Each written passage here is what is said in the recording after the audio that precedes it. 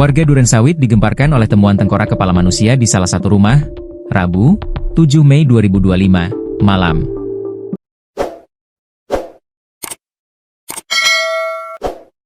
Tengkorak itu pertama kali ditemukan oleh pekerja bangunan saat sedang merenovasi rumah. Lokasinya berada di antara tumpukan barang-barang tak terpakai di dalam rumah tersebut.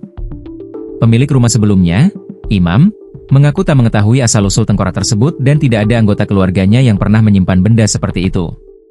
Polisi belum bisa memastikan apakah tengkorak yang ditemukan di Durensawit asli atau tidak. Kanit Reskrim Polsek Durensawit Ibtu Tatan Rustandi mengatakan, tengkorak itu sudah dievakuasi pada Rabu malam. Kini, polisi masih melakukan pemeriksaan.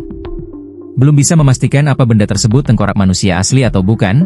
Saat ini sedang dilakukan pemeriksaan secara forensik di RS Polri Kramat Jati, ujar Tatan saat dikonfirmasi. Polisi sudah memeriksa sejumlah saksi terkait penemuan tengkorak di Durensawit itu. Baru 3 saksi yang dilakukan pemeriksaan mengenai penemuan tengkorak, kata Tatan.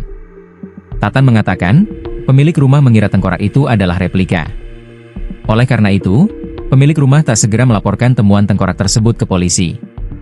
Karena anggapan saksi, benda tersebut adalah tengkorak kepala replika atau tidak sebenarnya seperti halnya tengkorak yang suka digunakan praktik di sekolah, kata Tatan. Tengkorak itu sudah ada sejak tahun 2011, ketika rumah masih ditempati pemilik sebelumnya. Pada waktu itu saksi sedang beres-beres barang di dalam rumah, persiapan pindah rumah, kemudian melihat benda tersebut di sekitar dapur rumah, ungkap Tatan. Karena dikira replika, pemilik rumah menyimpan tengkorak tersebut di plafon. Kemudian menurut saksi, tanpa pikir panjang, saksi menyimpan benda tersebut di atas plafon dapur rumah, ungkap Tatan.